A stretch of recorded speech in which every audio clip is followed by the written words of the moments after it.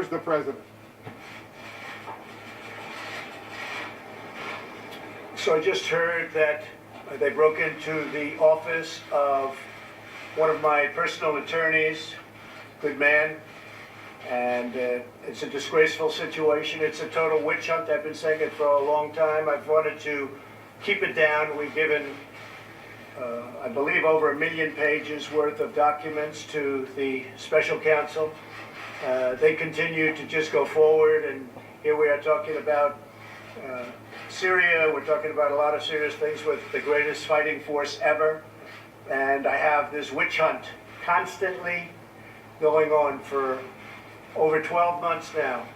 And actually much more than that. You could say it was right after I won the nomination it started.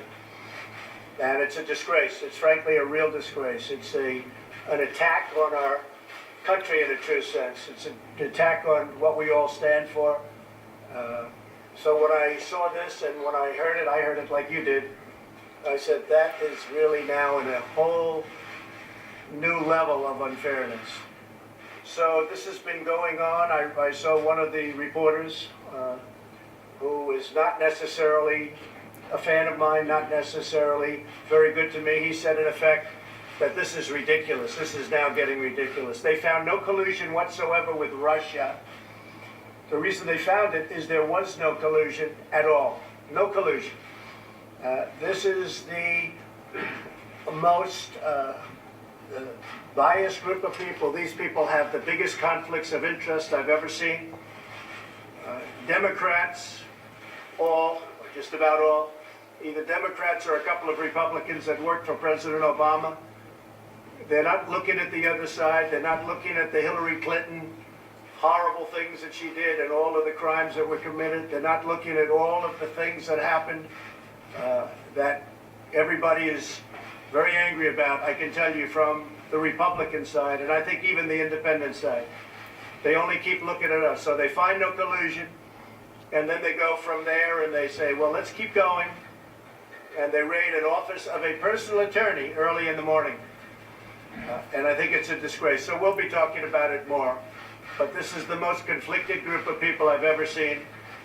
The Attorney General made a terrible mistake when he did this and when he recused himself, or he should have certainly let us know if he was going to recuse himself, and we would have put a different Attorney General in. So he made what I consider to be a very terrible mistake for the country. But you'll figure that out. All I can say is after looking for a long period of time, not even before the special counsel, because it really started just about from the time I won the nomination.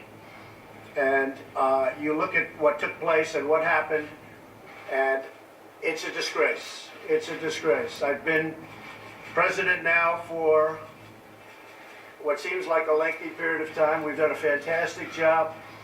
We've beaten ISIS. We have just about 100% of the caliphate or the land. Our economy is incredible. The stock market dropped a lot today as soon as they heard the noise of, this nonsense that's going on. It dropped a lot. It was up, way up, and then it dropped quite a bit at the end, a lot. But that we have to go through that. We've had that hanging over us now from the very, very beginning. And yet the other side, they don't even bother looking. And the other side is where there are crimes. And those crimes are obvious. Lies under oath all over the place. Emails that are knocked out, that are acid washed and deleted. Nobody's ever seen. 33,000 emails are deleted after getting a subpoena for Congress. And nobody bothers looking at that. And many, many other things. So I just think it's a disgrace that a thing like this can happen. With all of that being said, we are here to discuss Syria tonight. We're the greatest fighting force anywhere in the world. These gentlemen and ladies are incredible people, incredible talent, and we're making a decision as to what we do with respect to the horrible attack that was made near Damascus. And it will be met and it will be met forcefully. And when, I will not say, because I don't like talking about timing, but we are developing the greatest force that we've ever had. We had $700 billion just approved, which was the reason I went along with that budget, because we had to fix our military. General Mattis would tell you that above anybody. We had to fix our military. And right now we're in a big process of doing that. 700 billion and then 716 billion next year. So we're going to make a decision tonight or very shortly thereafter. And you'll be hearing the decision. But we can't let atrocities like we all witnessed, and you can see that, and it's horrible. We can't let that happen. In our world, we can't let that happen. Especially when we're able to, because of the power of the United States, because of the power of our country, we're able to stop it. I want to thank Ambassador John Bolton for joining us. I think he's going to be a fantastic representative of our team. He's highly respected by everybody in this room. And John, I want to thank you very much. This is going to be a lot of work. Interesting day. He picked today as his first day. So, generals, I think he picked the right day. But certainly you're going to find it very exciting. But you are going to do a fantastic job, and I appreciate you joining us. Thank you. It's an honor to be here. Thank you very much. Thank you all very much. Thank you. No, I'm not. Why don't I just fire Mueller? Well, I think it's a disgrace what's going on. We'll see what happens. But I think it's really a sad situation when you look at what happened. And many people have said you should fire him. Again, they found nothing. And in finding nothing, that's a big statement. If you know the person who's in charge of the investigation, you know all about that, Deputy Rosenstein, Rod Rosenstein. He wrote the letter very critical of Comey. One of the things they said, I fired Comey. Well, I turned out to do the right thing, because you look at all of the things that he's done and the lies, and you look at what's gone on at the FBI with the insurance policy and all of the things that happened. Turned out I did the right thing. But he signed, as you know, he also signed the FISA warrant. So Rod Rosenstein, who's in charge of this, signed a FISA warrant, and he also signed a letter that was essentially saying to fire James Comey. And he was right about that. He was absolutely right. So we'll see what happens. I think it's disgraceful, and so does a lot of other people. This is a pure and simple witch hunt. Thank you very much. Thank you. Please. Thank you. Thank you.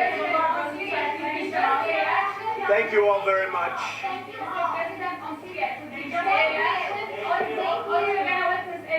Thanks, everyone. Thank you all. Say? Thank you. Thanks, everyone. Thank you. We are getting clarity on that. Who was responsible for the weapons attack? We are getting some very good clarity, actually. We have some pretty good answers. Thanks, everyone. What are your options? Thank you. Thank you. We have a lot of options militarily, and we'll be letting you know pretty soon. Okay? Thanks, everyone. Thank you all. Probably after the fact. Thank you. Thank Do you think it's offline? John, thank Do you you. think it's offline? John, thank you. Thank you all very much. Thank you, Mr. President. Thank you very much. A truly extraordinary moment right there, dare I say, an extraordinary moment in American history, sitting with his vice president, his national security advisor, and all of the military brass, ostensibly to discuss what to do in Syria. The president went after the special counsel, Robert Mueller, went after the investigation. He said the FBI broke into the offices, he used the words broke into the offices of Michael Cohen, his longtime fixer and attorney in New York, a disgraceful situation. He repeatedly said this was a witch hunt that was going on. He then went and said this is an attack on our country.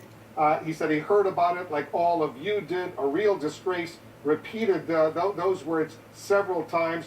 He accused Robert Mueller and his team of being the most biased group of people. Almost all of them, he said, are Democrats. They found absolutely no collusion over the past year or so. He said, as a result, they're looking into all of this. He went after his Attorney General, Jeff Sessions, who he said made a very, very terrible mistake by recusing himself.